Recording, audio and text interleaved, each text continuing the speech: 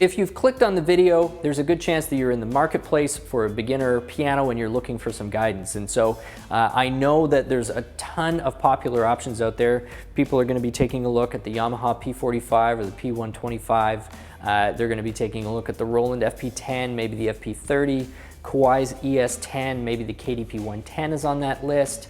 Casio has a few notable entries there, like the PX 160 or the PSX 1000. There's probably a list of 12 or 13 models that you are going to be trying to research through and understand what those differences are. And so this video, I hope, is going to just let you know what I think are the priorities to focus on. Not going to try and tell you which one to buy yourself, but certainly the things that I think make the most sense to prioritize when you're looking through all these specs and trying to understand what's going to be the best fit for your son or your daughter. Let's start with action. I know a lot of piano teachers, and I have also done quite a bit of teaching myself in the past, who are going to tell you that the action, the feel, is probably the most important thing that you want to focus on when you're going and shopping for a digital piano. And I think that's a very true statement. I would, stand behind that statement and argue for it. And this is why. When you've got somebody who is first starting to learn piano, it's a very mechanical, very kind of by rote type of process for the first several months, or even potentially for the first year or so, as they're starting to figure out how to move their fingers and make these associations between, a dot on a page and the sound they're hearing and the mechanical motion of the key. And one of the great things about the piano as an instrument is your ability to change the volume depending on how hard or how soft you hit the key.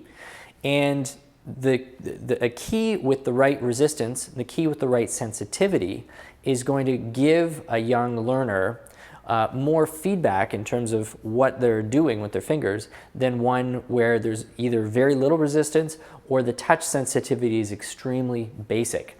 So if you've got a piano with 88 notes and it's a weighted action, but more importantly than that, it's one of the actions which is really highly regarded out there in the industry, then you know that whoever's learning on that piano is going to be developing the right type of muscle control, or at least they'll have the opportunity to develop the right muscle control. All the work, of course, will still fall back on student, parent, and teacher. So two actions that I really like, that I really enjoy as a piano player, that have some very inexpensive offerings in the market would be the PHA4 action, that's a Roland action, as well as the RH3 action, that's also a Kawai action, or the responsive compact action, which is another Kawai action that you find on like their KDP 110 model. These are all actions with triple sensors. They're actions that have shown themselves to be very robust out in the marketplace. Very low rates of failure and rates of warranty service having to be performed. And actions which have the right type of dynamic and static resistance. The repetition speeds are good. There's a little bit of texture. Without spending into the thousands and thousands of dollars, those are actions which I really strongly believe are going to simulate a piano quite well for somebody who's just starting out. So again, first thing that I'd recommend focusing on, regardless of where you wind up, make sure the action is something that is going to give those young fingers a good sense of the dynamic range and the mechanical range of the key. Second thing that I would suggest focusing on would be a really great piano tone on board. This is something that I think is relatively common once you get up into the $1,500 range or $2,000 range, but there's obviously going to be a huge part of the buying public out there that doesn't want to spend $2,000 on their very first piano, especially if there's nobody in the house that plays and this is for a young 5 or 6 year old and they really don't have a sense of whether this is going to be a long-term thing or a short-term thing. So if you're wanting to be under $1,000 and maybe even as close to $500 as you can possibly get, focusing on something that's got a great onboard piano sound is going to just lead to, I think, more engagement with the piano. The closer that the piano at home sounds like teacher's piano or the closer it sounds to a piano that they're going to hear on a recording, the more it's going to feel like they're in front of a real instrument instead of kind of a toy. And I think that subconsciously elevates the importance of what they're doing, and it just makes it more fun. So it doesn't necessarily mean that the onboard speakers have to be really great. This could be something that they're using with headphones, that they feel like they're in their own private world and really enjoying just beautiful, lush, rich sound. And so you can consult with a teacher, you can consult with a friend who might know pianos and help you to go around all the stores and listen to what's out there. Certainly I have, my personal favorites. I happen to think that Roland's FP10 is just a killer piano for the price, especially in terms of the type of tone it delivers. But it's not the only one out there in that range. You can go and find some others.